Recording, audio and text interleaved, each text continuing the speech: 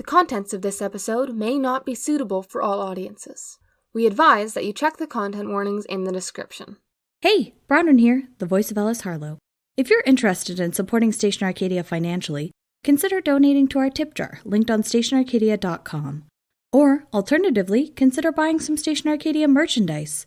We're constantly adding new products and removing old ones, so if nothing catches your eye, try checking back in a few weeks. Thanks for your support and enjoy Episode 6, Slaughterhouse Red.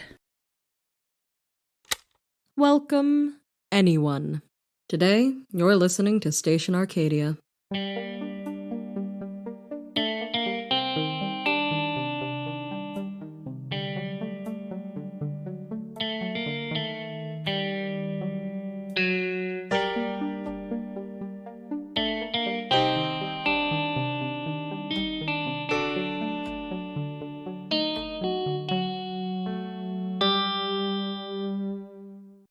Before we get into the story, let's see if Arcadia will let us tune in to the Empire.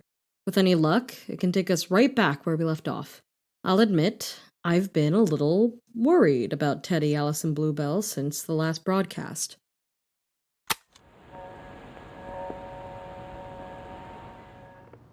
How's the seating? Nice and comfy? The chairs are rotting, and these ropes are scratchy. Only the finest for our prisoners. That's a bold plan you just pulled there. Had to get rid of the girl with the shotgun, didn't I? What are you two? An unarmed man and a guy packing one of those baby pistols? Me and Corbin took you down easy enough without her. It's a snub-nosed revolver. I can't help but notice you purposefully missed. Made a great distraction for a quick hit with the pipe. It's best to keep her alive. If neither of you talk, well, I figured that'd be a nice shock to her if she woke up and saw your bodies, wouldn't it? Real great way to start off an interrogation. How about you stop monologuing and cut to the chase? Where are you from? What are your names? And who are you working for? Corbin! Let me handle the talking. There's an art to this kind of thing. What are your names? That's what I just asked. Shut up! You don't seem to have this under control. Maybe we should just leave and come back when you've got your plan straightened out. I have this under control! Doesn't seem like it from where I'm sitting. What's happening? We're being held prisoner, Alice. Great. She's already awake. This is not going how I wanted it to. Welcome to the club. Stop joking about this. Your lives are in danger. Can we hurry up and do the interrogation bit? I want to know if I'm going to be home in time to make dinner. Oh, wait. Now is not the time to get passive-aggressive at me. I'm sorry you can't go home, okay? Can everyone shut up for a second? I'm working on this headache. They don't seem to be all that intimidated, Pierce. I'm working on it. We're going to start talking.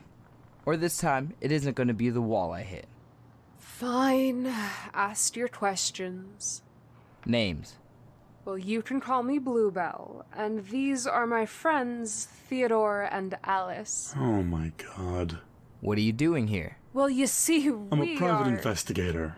They're helping me. What are you investigating, then? That's information for me to be discussing with my client. We're both doing illegal things here. The military has this place on lockdown. Pierce, can we talk in the other room for a second? Fine.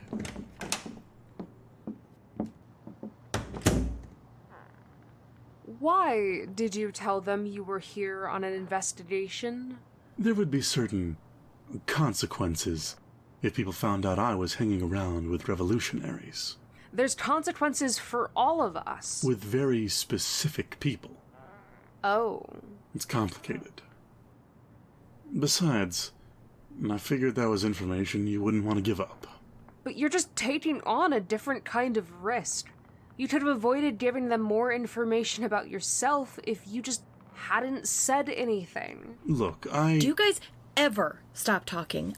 I have a headache. Sorry, Alice.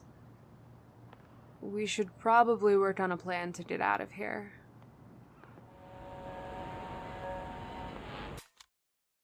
Well, I'm glad they're alive, and at least it's not the government that caught them. On to the story. Anka stands outside the slaughterhouse doors, a hand shielding her eyes as she stares into the distance. The smell of blood hangs heavy in the air and clings to her clothing, but she hardly notices it anymore. She squints and tries to trick herself into thinking she can see the shapes of the cows moving in the dust cloud. After a few more minutes, she doesn't need to pretend. They're here, and the cowboys that accompany the herd begin working to drive the livestock into the slaughterhouse pens. She walks up to the group of about 12 riders, trying to tell based on their body language who she should be speaking to. Anka only finished training last week, and this is her first time receiving the cows on her own. Thankfully, one of the riders comes forward to meet her without prompting and introduces himself as Gunner. The air is tense as usual as he signs the cows away. Carrie had told her that the cowboys feel bad about designating the herd to such a bleak fate. Frankly, Anka can't understand why.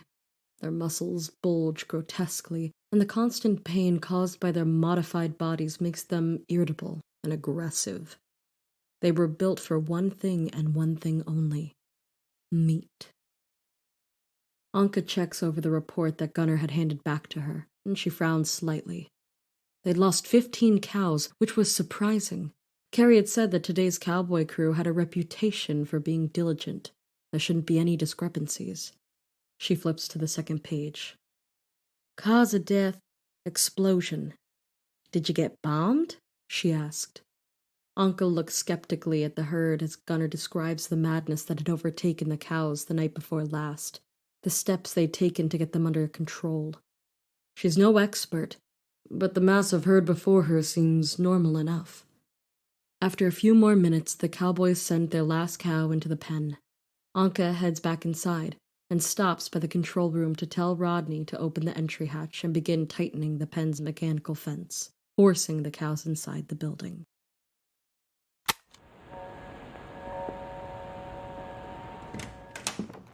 Okay, we need to wrap this up fast. I suggest saying something that makes me change my mind about killing you. Actually, we have some questions for you. That's going to do just about the opposite. It's for closure. What do I care? You're going to be dead. Why are you here?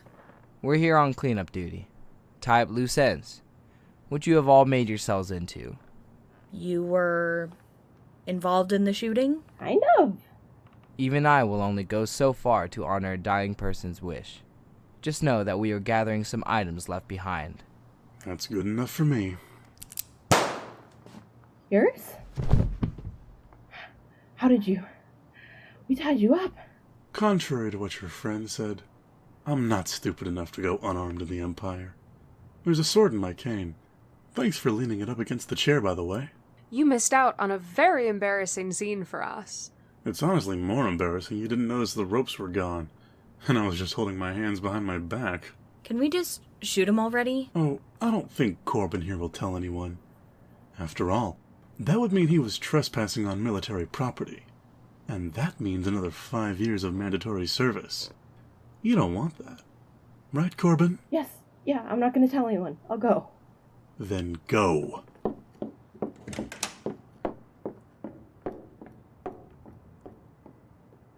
Let's get you two free.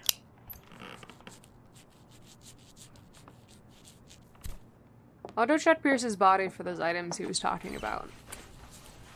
Now my head and my wrists hurt. We'll make sure to get you some whiskey at the bar. Ah, bingo. Let's get out of here.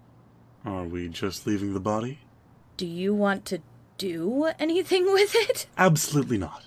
Let's get out of here.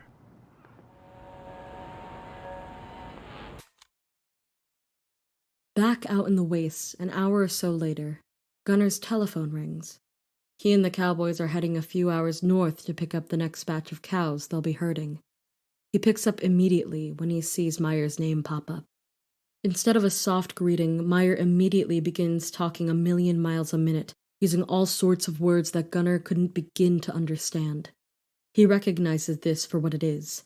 Meyer must have made a breakthrough on one of his pet science projects. Which is great, but it's even better when Gunner realizes Meyer is talking about the cows. When he'd called yesterday, he hadn't thought he'd have a theory so quickly. Gunner shook his head slowly once he picked out what Meyer was saying. Considering the state of things, a targeted chemical attack probably should have been at the top of the list of possible explanations. Gunnar bet that it had been a flyover drone from Clarecourt. There were scoundrels over there, the whole lot of them. Still, he said to Meyer, least it's over and done with now. Meyer's words started to snowball again, but this time some of the words sounded vaguely familiar to Gunnar. Omasum was the name for the third compartment of the cow's stomach, and the first one where nutrients and other chemicals can be absorbed. It was probably once the grass had gotten to the compartment that the chemical had taken effect, and the cows had gone wild. Then, after a period, the drug had worn off. There was, however, a fourth compartment to a cow's stomach, called the abomasum. Once food makes its way there, about 36 hours later it is broken down further and more nutrients are absorbed. It would be at that point that the cows would likely experience a resurgence of the same drug-induced frenzy. It would happen about an hour ago. Gunnar thought back to the young woman at the slaughterhouse. He thought of all the workers inside. Shit.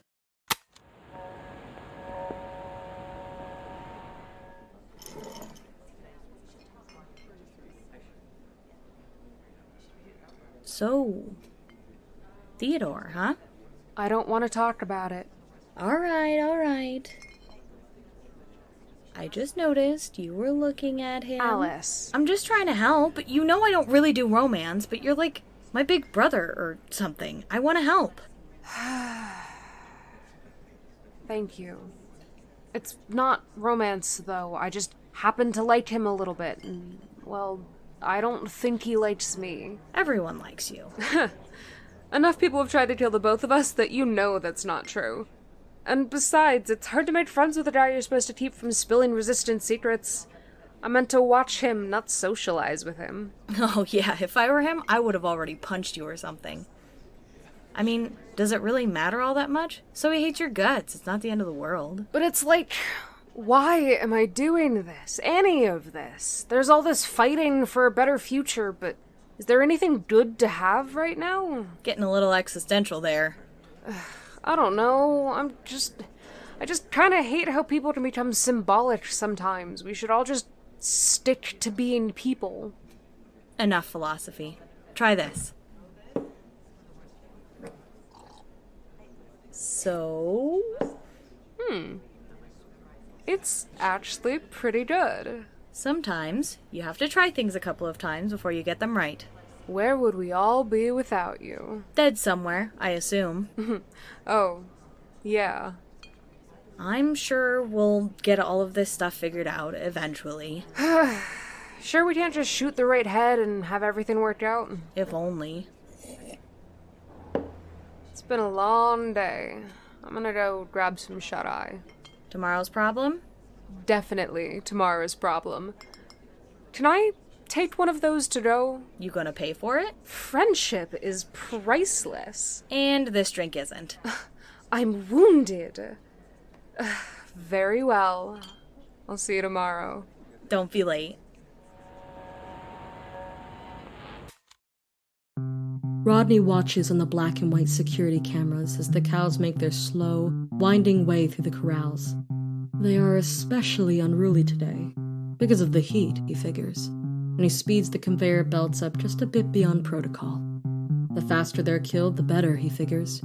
He's too tired to deal with any incidents today. He leans back and takes a long swig of water from his canteen. He's parched from the walk to work. He passes the flask from one hand to the other, back and forth, displeased with how light it already is. There's no clean drinking water at the slaughterhouse, so this is his supply for the day. Then, he sees a rush of movement in the corner of his vision, and he looks back up at the monitors. He drops his flask. His water spills out onto the dusty floor, unnoticed. On the processing floor, the Rander twins are cleaning the machinery, readying it for the day. They're running late, but their effortless coordination makes the work go faster. They grimace in sync when they hear thunderous hooves approaching from the direction of the corrals. "Go faster, Gil," says Marty. "No time to dawdle." The instant the words leave his mouth, The cows burst onto the slaughterhouse main floor, trampling the processing equipment that once held their grim fate. Cows fall and are instantly trampled by the ones still standing. They come hurtling onto the processing floor, and Marty watches in horror as his brother is too slow to react and falls screaming under the mass of hooves. Marty screams, and his screams are joined by those of his coworkers and by the grim braying of the cattle. Watching with his jaw dropped from the control booth, Rodney finally snaps into gear. He pages the on-site manager as quickly as he can, but the ringing seems to stretch on forever. And Rodney, well, he can do nothing about it but watch as the grim scene unfolds in black and white. He's not sure how long it's been since he remembered to breathe. When Maxine finally answers, he can barely get a full sentence together, and it takes him far too long to explain the disaster taking place on the screens. "Thank you for alerting me to this situation," she says, calm as ever. "I trust you will take necessary steps to help resolve this. Your position is one of responsibility, after all." Rodney sees the thinly veiled threat to his job for what it is, and stutters out that he'll do his best. But isn't she going to do something? Help? "Of course," she says. "Why else would we have such a diligent on-site manager?" Carrie is restocking the freezing room manually. The machinery broke down months ago, and ever since, someone has had to wheelbarrow the newly frozen blocks of ice to the freezer and stack them in place each day. Carrie wishes the Surgan government would spend a couple hundred less on the military and put it towards making her life easier, but she doesn't voice the thought. It's not worth it. She's halfway through her 5th trip when she hears shouting and screaming from the main floor. She abandons the wheelbarrow instantly and goes to check it out. As she runs down the hallway, she hears Manager Maxine's voice on the crackling loudspeaker. "Employees of Surgan Abattoir 5. This is a reminder that any broken equipment or damaged product will be compensated for out of your wages. I trust that this will be a sufficient motivator to find a solution for the current problem. Thank you, and have a great day." The speaker clicks off just as Carrie pushes the heavy metal door open and runs onto the loft that overlooks the slaughterhouse floor. Terror is clear in the room as cattle ram brutally into anything they can, destroying machinery and trampling each other.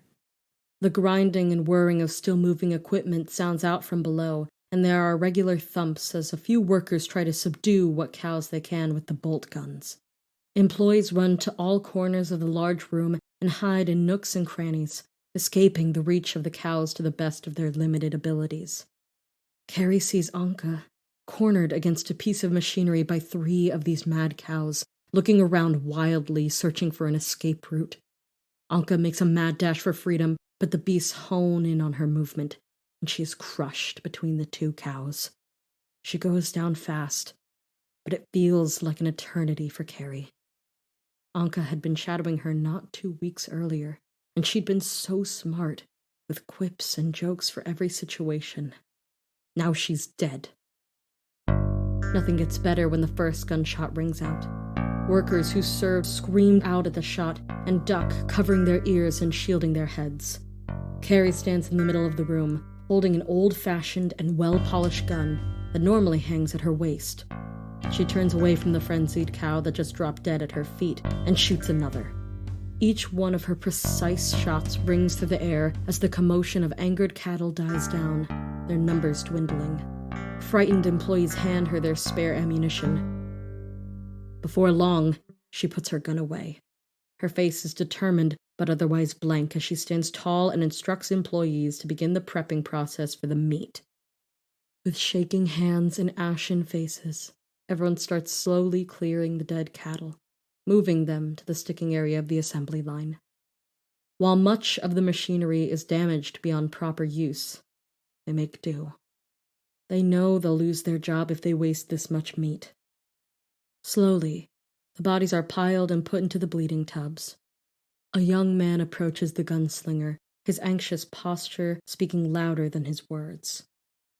I don't think it's smart to send this meat out, he says.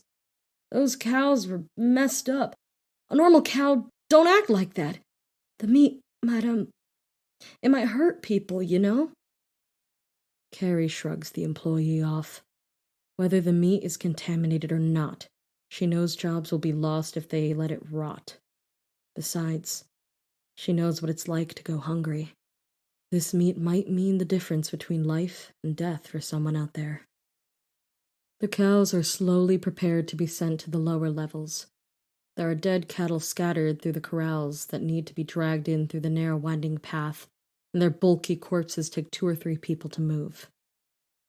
And then there are the dozens of employee bodies. Nobody knows what to do with them. Their ID tags are scuffed, but each one had a name, first and last. Gilwell Rander, Rasha Dalewind, Anka Irius, Herman Trinks.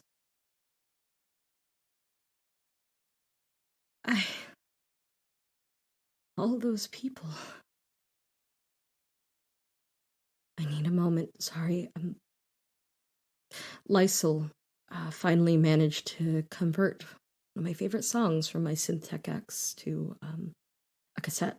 So let's go to that.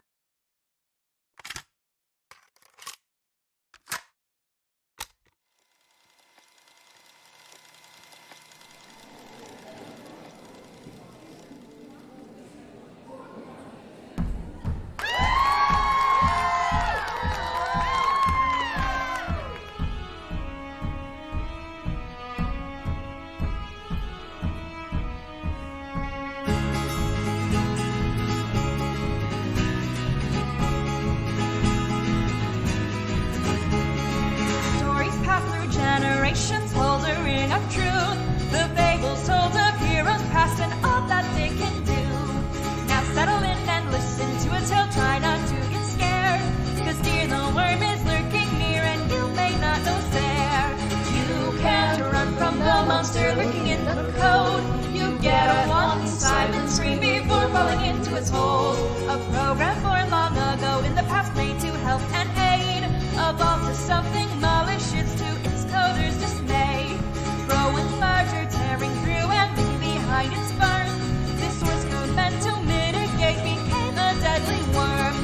You can't run from the monster lurking in the code. You get a one silent scream before falling into his hold. Soon the devastation was too great to disregard. Some files wiped, some codes retyped, leave behind memories barred. Widespread fear and panic rose as altered bodies switched. They all tried to turn it off, but none could find a switch. You can't run from the monster lurking in the code. You get a one silent scream before falling into its hold. Now we meet our hero Ether, who's white hat and skilled at hacking. She's the very best and tech bends to her will. Our hero did not expect to meet this wily foe. A virus replicates itself, a worm that feeds and grows. You can't run from the monster lurking in the code. You get a one silent scream before falling into its hold. But Ether never gave up, watched as it hacked the roads. It didn't notice as she struck through the heart of its code.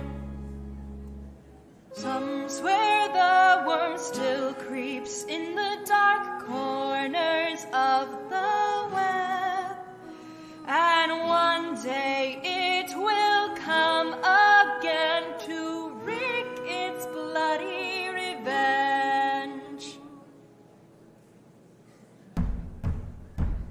You can't run from the monster lurking in the code. You get one silent scream before falling into its hold.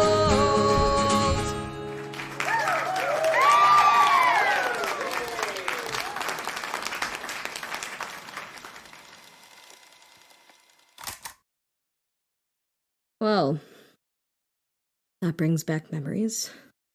We had a good time that night. Anyway, thank you for listening. You know the drill.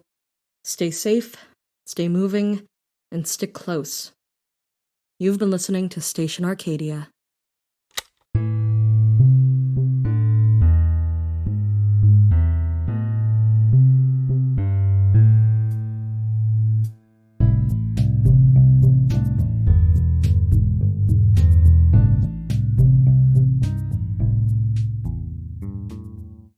Station Arcadia is a podcast by Metal Steve Productions and licensed under a Creative Commons Attribution Non-Commercial Share-alike 4.0 international license. It is produced by Eliana SD and CVVM and directed by Tova Brantner. It is edited by Eliana SD and J.R. Steele, with soundscaping by Becker Huang and music by Theo Goodwin. Today's episode was written by Apollo Sidomir and Eliana SD, with scenes by Tova Brantner and J.R. Steele. It featured Jade Virginia as Cass, Andrew Simons as Teddy, Bronwyn as Alice, Cole B. as Bluebell, Kennedy Bagnall as Pierce, and Silver Kim as Corbin. The song featured in this episode was The Worm by the Folk Divine. You can purchase the song in their Bandcamp, which is linked in the episode description. Join us on Twitter and Tumblr, @Station Arcadia, for more content. Check out our website, stationarcadia.com, for a transcript of this episode, as well as information on the cast and crew. And if you want to hang out with other Station Arcadia fans, we have a brand new Discord, which you can find a link to on our website. Today's Cass fact of the week is that Cass's favorite breakfast cereal is Raisin Bran.